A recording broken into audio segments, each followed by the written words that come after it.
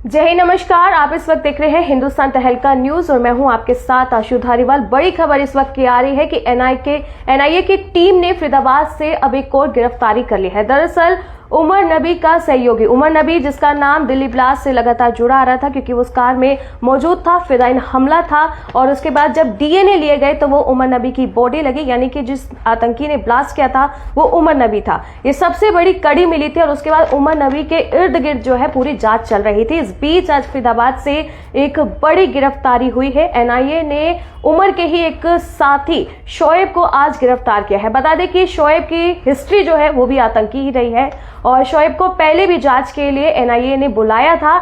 तब बता दें कि कुछ पक्के सबूत नहीं थे, जिसके बाद एनआईए ने शोएब को जो है छोड़ दिया था, लेकिन फिर से उसे जो है बीते शाम जो है बुलाया गया और अब उसकी गिरफ्तारी हो गई है।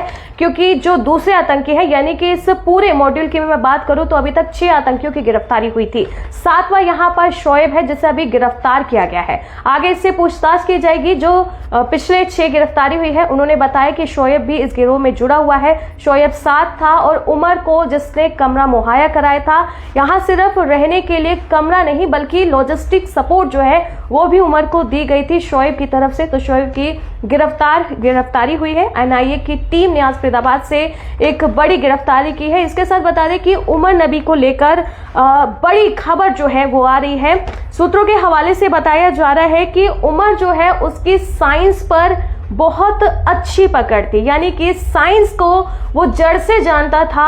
जो भी बता दें कि यहाँ पर विस्फोटक सामग्री बनती थी, किसका एक्सपेरिमेंट क्या होगा, वो कितना खतरनाक होगा, ये सारा काम जो है ये उमर के हाथ में था। आज उमर पर लेकर एक बड़ी अपडेट सामने आ रही है। एक तो कि उसको साइंस का बहुत ही जो है यहाँ पर गहन जो है ज्ञान था, साथ ही बता दें कि उसकी जो सोच है वो काफी खतरनाक थी, यानी कि वो किसी कुछ लोगों को नहीं बल्कि हजारों लोगों को मारने की सोच रखता था और उस आधार पर जो है अपने विस्फोटक को तैयार करता था। बड़ी खबर उससे जुड़ी हुई ये भी आ रही है कि ये जो उमर था इससे 9 लैंग्वेजेस आती थी, यानी कि 9 भाषा आती थी और हर भाषा पे इसकी बहुत ज्यादा अच्छी पकड़ थी। हिंदी इंग्लिश के बाद अगर हम बात करें तो इसको अरबी आती थी, इसको फ्रेंच आती थी, इससे चाइनीज लैंग्वेज आती थी और एक ग्रुप चैट जिससे ये पूरा बता दें कि जो संगठन है जो यहाँ पर व्हाइट कॉलर ये टेरर मॉड्यूल जो फरीदाबाद से पकड़ा गया है, इसकी जो ग्रुप चैट थी वो चाइनीज लैंग्वेज में होती थी। ये ग्रुप भी उमर ने बनाया था।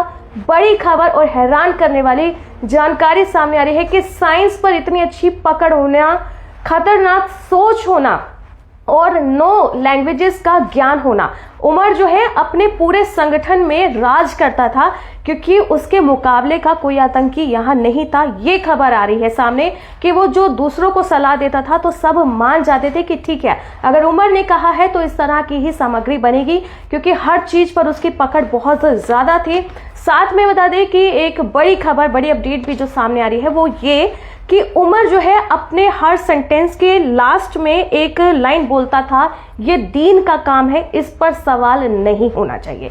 यानी कि ब्लास्ट को लेकर जब वो कोई तैयारी चलती थी कि किस तरह से अपना ये आतंकी मकसद पूरा करेंगे, तो उसके आखिर की लाइन जो होती थी उमर की वो ये होता था, ये दीन का काम है, इस पर सवाल नहीं होना चाहिए। दानिश जो अभी भी गिरफ्तारी में है और वो भी बता दें कि उमर नबी का ही साथी था। पहले जो ये फिदाइन हमला दिल्ली के लाल किले के पास हुआ ये दानिश के पास था, लेकिन दानिश ने कहा कि हमारे मजहब में फिदाइन गलत है, आत्महत्या गलत है, हम इसे नहीं कर सकते।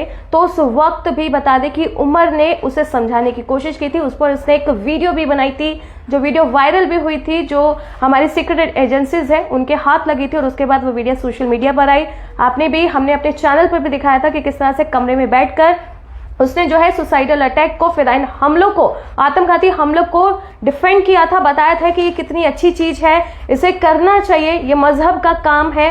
तो वही बता दें कि इस तरह की जब भी इन लोगों की मीटिंग होती थी तो उसका आखिरी का डायलॉग रहता था कि ये दीन का काम है, इस पर सवाल नहीं उठना चाहिए। पूरी इंफॉर्मेशन बता दें कि सूत्रों के हवाले से ये पता चल रही है कि जितने भी आतंकी अभी तक गिरफ्तार हो गए हैं, अब वो एजेंसीज को बता रहे हैं, उमर के बारे में बता रहे हैं कि उसका नेचर कैसे था। इसी में बड़ी खबर ये भी आई है कि जो उमर है उसे साइंस का बहुत ज्यादा ज्ञान था, 9 लैंग्वेजेस में वो बात करता था, खतरनाक सोच थी, कट्टरपंथी सोच थी उसकी, और 9 लैंग्वेजेस में वो बात करता था, और जो ग्रुप चैट होती थी उसके लिए सिर्फ वो चाइनीज लैंग्वेज यूज करता था। इस चाइनीज लैंग्वेज से ही बता दें कि सबसे पहली गिरफ्तारी जो मुफ्ती इरफान की हुई थी, तब उसके फोन से ये चाइनीज लैंग्वेज वाला जो है ग्रुप चैट पकड़ा गया था। उसी लैंग्वेज से बता दें कि फिर जम्मू कश्मीर पुलिस ने जो है जब उसको डिकोड किया तो डिकोड्स में ये सारे आतंकियों के नाम आए थे, जिसके बाद अली अहमद से लेकर आज शोएब तक गिरफ्तारियां लगातार चल रही हैं।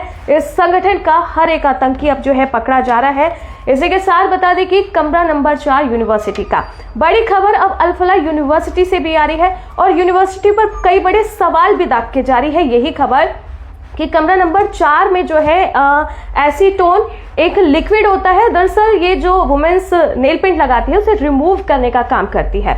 वो केमिकल जो है एसीटोन वो उसके कमरे से मिला, साथ ही कुछ पिसी हुई चीनी मिली है, और बता दें कि यहाँ पर टीएटीपी बनाने की तैयारी चल रही थी। टीएटीपी बता दें कि दुनिया का सबसे खतरनाक जो है विस्फोटक होता है, सबसे जहरीला होता है, और यूरिया भी वहां पर मिली है, यानी कि कई ऐसे रसायन मिले हैं जो दिल्ली धमाके में भी मिले। दिल्ली धमाके में ये भी अपडेट आ रही है कि वो एक आईईडी ब्लास्ट था जो भी पूरी तरह से तैयार नहीं था, लेकिन वो जितना था उस पे ही उमर ने जो है अपने मकसद को पूरा किया और ब्लास्ट कर दिया।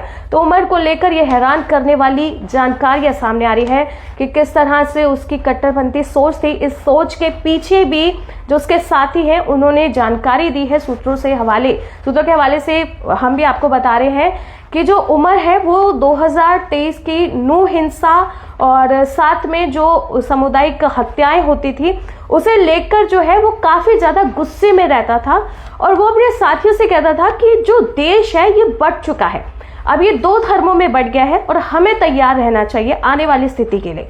यानी कि ये सोच जो है नू हिंसा और कई ऐसी सामुदायिक जो हमले हुए, हत्या हुई, हिंसा हुए, दंगे हुए, उनसे जो है उमर की ये सोच बनती जा रही थी, जिसके बाद वो अपने साथियों से कहता था कि देश तो बढ़ रहा है और हमें इसके लिए तैयार रहना चाहिए। तो किस तरह से अभी जब उसके कमरे पर भी छापा पड़ा तो सूटकेस मिला है, सूटकेस में भी सारा विस्फोटक सामग्री थी।